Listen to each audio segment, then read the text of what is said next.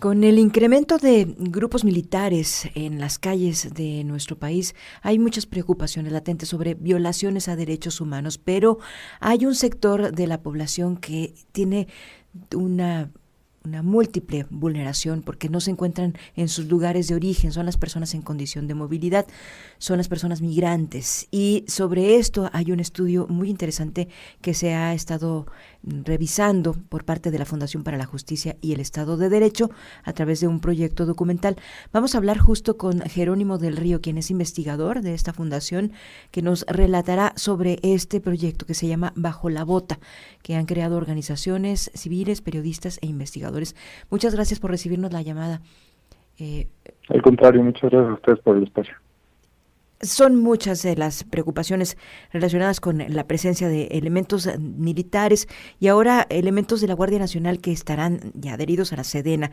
Pero ¿qué tanto ha influido, pues sobre todo la firma de acuerdos migratorios con Estados Unidos para que esta política prevalezca y esta presencia militar, haciendo una especie de muro fronterizo, está impidiendo la llegada de personas en condición de movilidad a Estados Unidos, pero pues violando también sus derechos?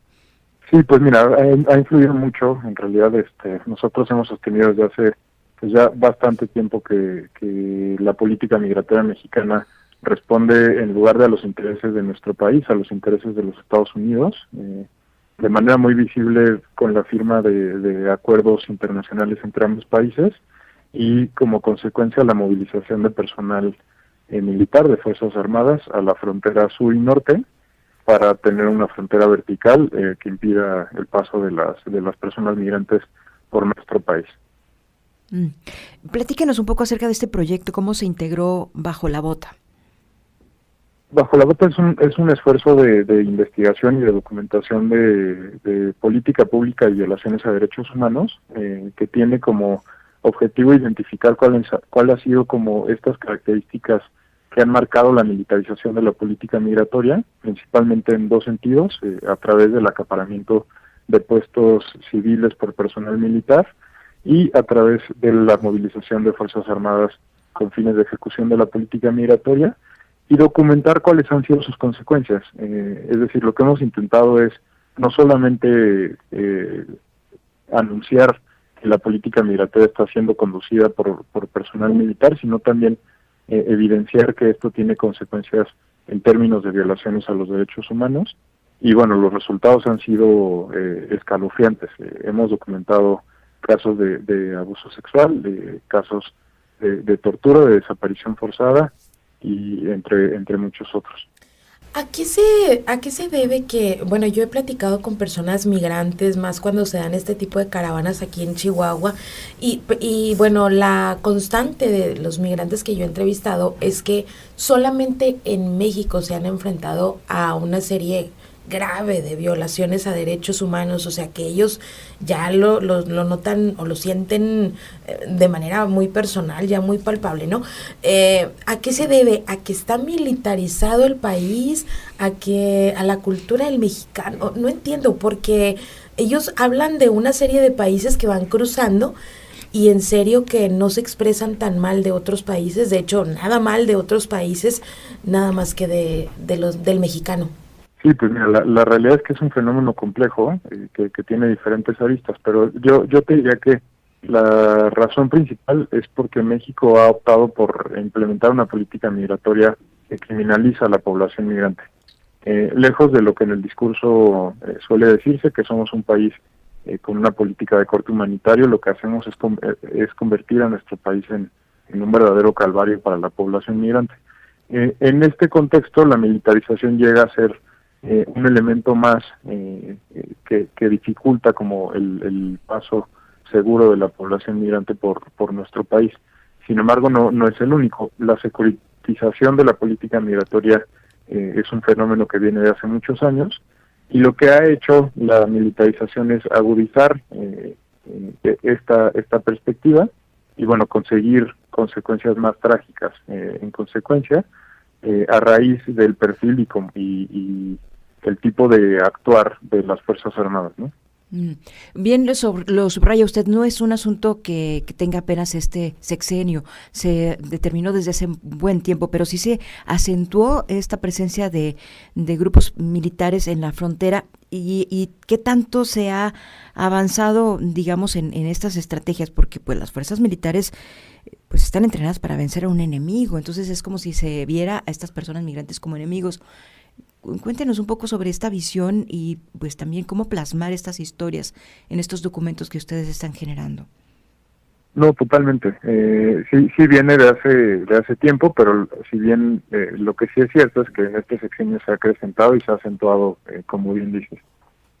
Lo que nosotros nos hemos dado cuenta y hemos documentado es que hay una cultura institucional que entiende a la población migrante que transita por nuestro país, como tú bien lo comentas, como enemigos, incluso llegando en muchas ocasiones a decirles que se regresen a su país, increpándolos y intentando como desincentivar que transiten por nuestro país, no solamente de manera verbal, sino haciendo uso también de la fuerza pública.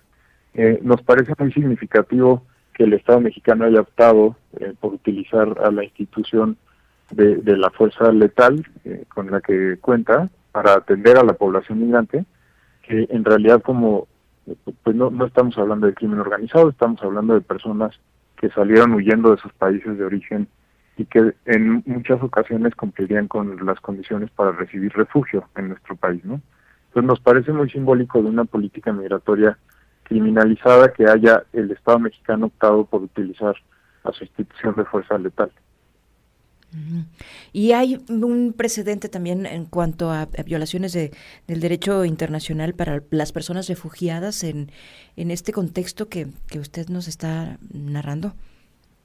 Sí, por supuesto. De acuerdo incluso a las propias leyes del Estado mexicano, la gran mayoría de la población migrante que transita por nuestro país sería sujeta a protección internacional.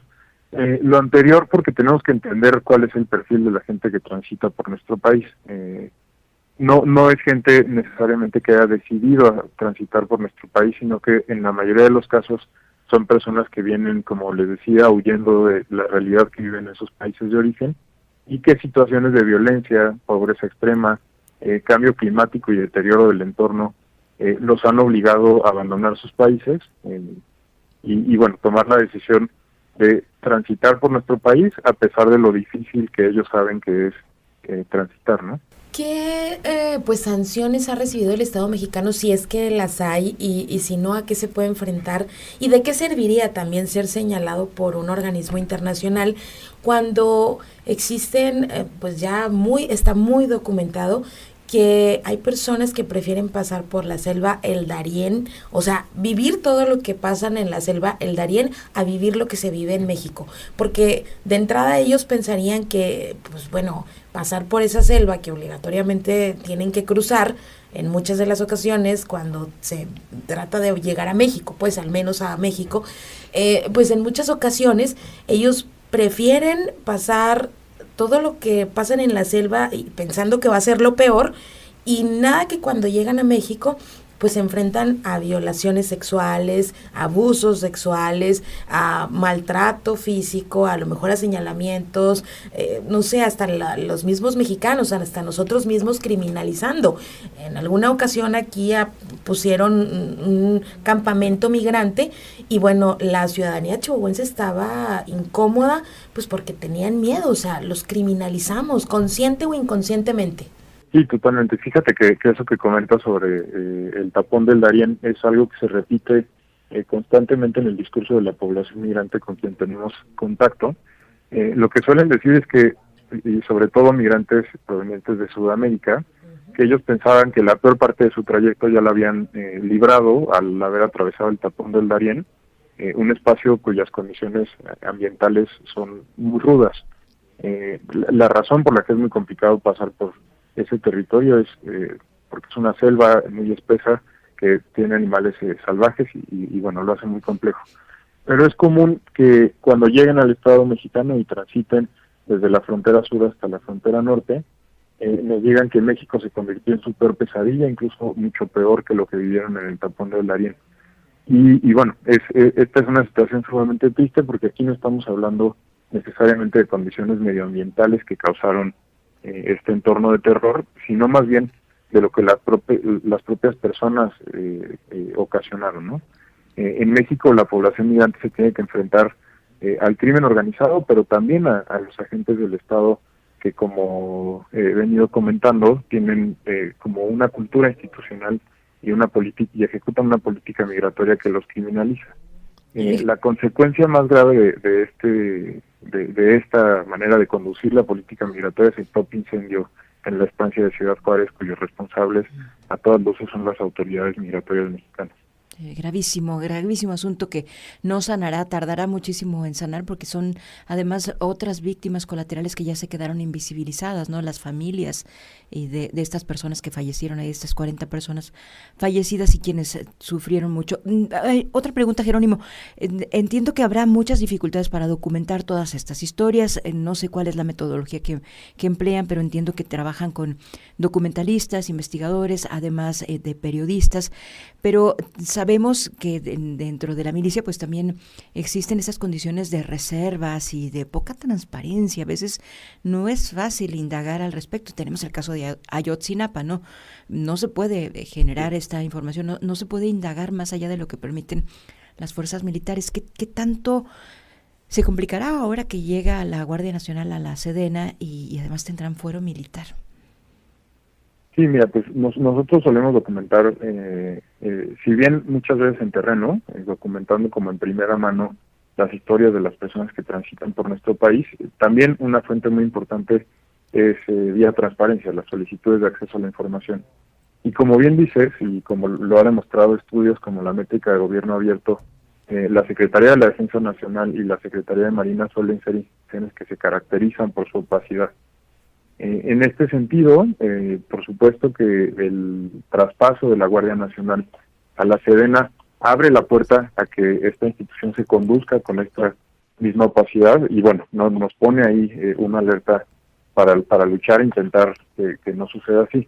Ahora, otro frente complicado es la reforma para desaparecer el Instituto Nacional de Transparencia, lo cual pues claramente nos deja en un contexto pues muy adverso, complicado para conocer la verdad y bueno, lo que hemos experimentado es que si las cosas pasan en la oscuridad suelen ser mucho peor que cuando tenemos como la posibilidad de echarles luz, ¿no? Bien, Jerónimo, pues el tiempo en radio es muy cortito. ¿Cómo le agradecemos esta comunicación? Muchísimas gracias, que tenga muy buen día. Al contrario, muy buen día y saludos a su audiencia. Saludos para usted también. Acaba usted de escuchar la voz de Jerónimo del Río. Él es investigador en la Fundación para la Justicia y el Estado de Derecho.